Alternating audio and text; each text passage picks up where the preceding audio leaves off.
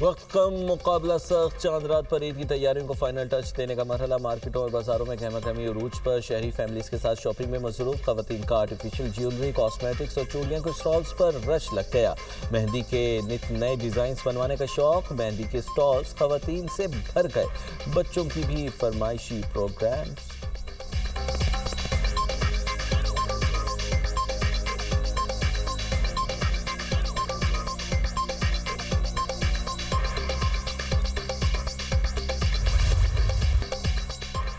عید پر خوبصورت نظر آنے کے لیے جتن، بیوٹی پارلرز اور سیلونز پر رش، فیشل اور سکن پالش پر زور، مینیکیور اور پیڈیکیور بھی جاری، ہیئر کلر کے مختلف آپشنز نے آزمائش میں ڈال دیا، لڑکے بھی لڑکیوں سے کم نہیں، خوبصورت نظر آنے کے لیے مردوں کا بیوٹی سیلونز کا رخ، کسی نے ہیئر کٹنگ کرائی تو کسی نے داڑھی بنوائی، فیشل پر بھی نوٹ خرچ کیے۔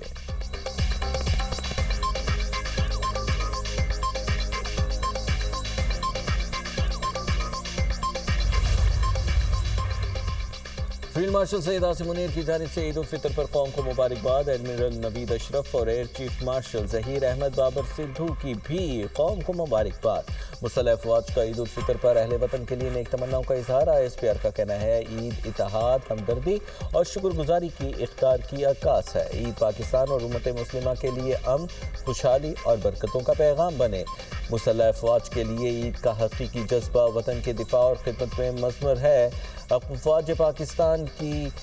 جوان اہل خانہ سے دور ملک کی حفاظت کے فرائض انجام دے رہے ہیں۔ مسلح افواج سربراہان کے پیغام میں پاکستان کی بہادر مرد خواتین کی قربانیوں کو خراج تحسین، پیغام میں شہداء اور غازیوں کے اہل خانہ کی ثابت قدمی اور حمایت کو سراہا گیا۔ ایران جنگ جیتنا چاہتے ہیں، فتح ہمارا ہدف ہے، جب امریکہ چاہے گا تو اسرائیل ایران کی جنگ ختم کرنے کے لیے تیار ہوگا، جنگ کب ختم ہوگی ابھی نہیں بتا سکتا، امریکی صدر ڈونلڈ ٹرمپ کی میڈیا ٹاک، کہا ابنائے ہرمز ایک خاص مقام پر خود بخود کھل جائے گی، ہم نے ایران کی بحریہ اور فضائیہ کو تباہ کر دیا ہے۔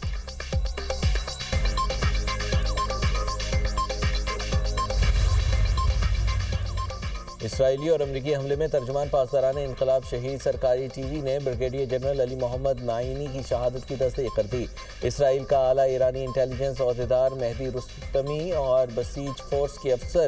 اسماعیل احمدی کو شہید کرنے کا دعویٰ سامنے آ گیا۔ مختلف علاقوں میں وحشیانہ بمباری، مشرقی تہران اور صوبہ کرمان میں دھماکے، ساحلی علاقے نور پر بھی حملے، پاسداران انقلاب نے ایک اور امریکی ڈرون تباہ کر دیا۔ مشرق وسطی میں ہزاروں اضافی امریکی فوجی تعینات کرنے کی تیاریاں، امریکہ کے 3 بحری بیڑے سین ڈیاگو سے مشرق وسطی کے لیے روانہ۔ امریکی میڈیا کا کہنا ہے کہ ایران پر زمینی حملے کی قیاس آرائیاں بڑھ گئی ہیں، بیشتر امریکی شہری ایران پر زمینی حملے کے خلاف ہیں۔ ایران کے امریکی اسرائیلی تنصیبات پر حملے، اسرائیل کے دارالحکومت تل ابیب میں دھماکے، میزائل کے ٹکڑے گرنے سے آگ بھڑک اٹھی، کئی عمارتوں کو نقصان پہنچا، 9 افراد زخمی، حیفا اور اشدود ریفائنریز نصر اللہ میزائل کا نشانہ بن گئیں، کویت کے منال احمدی آئل ریفائنری پر ڈرون سے حملے، آگ لگ گئی، کئی یونٹس عارضی طور پر بند، سعودی عرب نے ڈرونز اور بحرین نے میزائل تباہ کرنے کا دعویٰ کر دیا، بغداد میں ڈرون حملے، عراقی مزاحمتی گروہ کے وکٹری بیس اور اربیل میں امریکی اڈوں پر ڈرون حملے، پاسداران انقلاب کا کہنا ہے کہ بیلسٹک میزائلوں اور ڈرون سے خطے میں امریکی فوج کے ٹھکانوں، ریڈار سسٹمز اور مقبوضہ فلسطینی علاقوں میں فوجی تنصیبات کو نشانہ بنایا گیا۔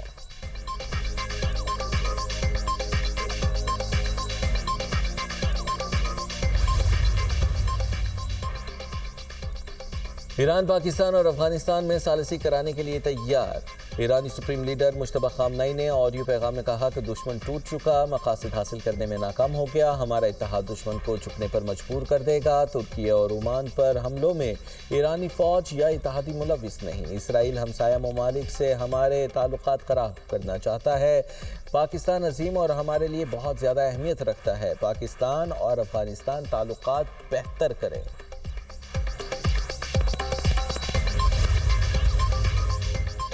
جوہری ہتھیار حاصل کرنے کی خواہش نہیں، ایران کے صدر مسعود پزشکیان کا نوروز پر پیغام، کہا ہمسایہ ممالک بھائی ہیں، ان کے ساتھ جنگ نہیں چاہتے، ہماری مشکلات دشمنوں کی مداخلت کا نتیجہ ہے، ہم آپ کے ساتھ تمام اختلافات حل کرنے آئے ہیں۔ ایران نے خطے میں امن اور استحکام قائم کرنے کے لیے اسلامی ممالک پر مشتمل علاقائی سیکیورٹی ڈھانچہ بنانے کی تجویز دی، خطے میں بیرونی طاقتوں کی موجودگی کی ضرورت نہیں۔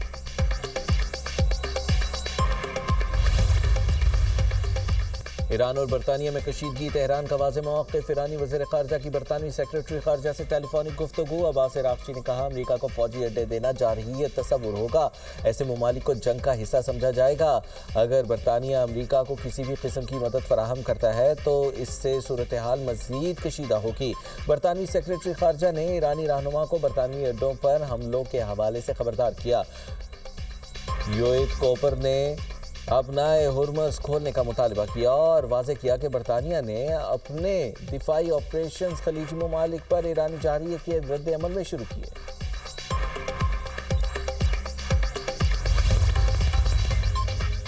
سری لنکا نے بھی امریکہ کو انکار کر دیا، امریکی جنگی طیاروں کو اڈا دینے سے معذرت، سری لنکن صدر نے بتایا کہ امریکہ نے مارچ کے آغاز میں 2 جنگی طیارے مٹالہ انٹرنیشنل ایئرپورٹ پر تعینات کرنے کی درخواست کی، طیاروں پر اینٹی شپ میزائل نصب تھے، سرکار سری لنکا نے امریکی درخواست واضح طور پر مسترد کر دی۔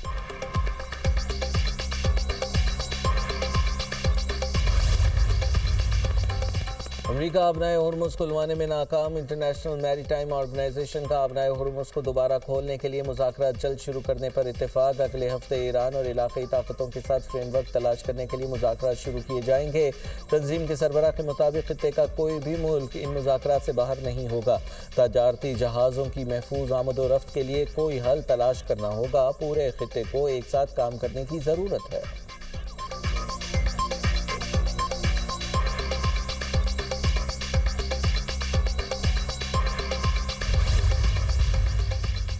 اور وزیر اعظم شہباز شریف کے اسلامی ممالک کے سربراہان سے رابطے کی مبارکباد دی، مشرق وسطی کی صورتحال پر تبادلہ خیال، وزیر اعظم کا آذربائیجان کے صدر الہام علیوف سے ٹیلی فونک رابطہ، آذربائیجان کے خلاف حملوں کی شدید مذمت، مکمل یکجہتی کا اظہار، دونوں رہنماؤں پر کشیدگی کم کرنے اور سفارتکاری پر زور، وزیر اعظم کی ملیشین ہم منصب سے ٹیلی فونک گفتگو، مشرق وسطی میں کشیدگی میں کمی لانے کی ضرورت پر زور، امن کے فروغ کے لیے مل کر کام جاری رکھنے پر اتفاق، وزیر اعظم کا ازبکستان کے صدر سے ٹیلی فونک رابطہ، عید پر تہنیتی پیغامات کا تبادلہ، خطے میں جاری کشیدگی کم کرنے کے لیے سفارتکاری کے فروغ پر اتفاق، وزیر اعظم کا مصر کے صدر عبد الفتاح السیسی کو بھی ٹیلی فون، وزیر اعظم نے علاقائی اور بین الاقوامی امور میں مصر کی تعمیری سفارتی کردار کو بھی سراہا، وزیر اعظم کا بنگلہ دیشی ہم منصب طارق رحمان سے بھی ٹیلی فونک رابطہ، دونوں رہنماؤں کا کشیدگی اور تنازعات کے حل کرنے کے لیے مذاکرات اور سفارتکاری کے اقدامات پر زور، وزیر اعظم کا لبنانی ہم منصب سے بھی ٹیلی فونک رابطہ، لبنان کے خلاف جاری اسرائیلی جارحیت کی شدید مذمت، شہباز شریف کا مشکل حالات میں لبنان کی حکومت اور عوام کے ساتھ مکمل اظہار یکجہتی، لبنان کے اتحاد، خود مختاری اور علاقائی سالمیت کے لیے پاکستان کے مستقل حمایت کا بھی اعادہ کیا گیا۔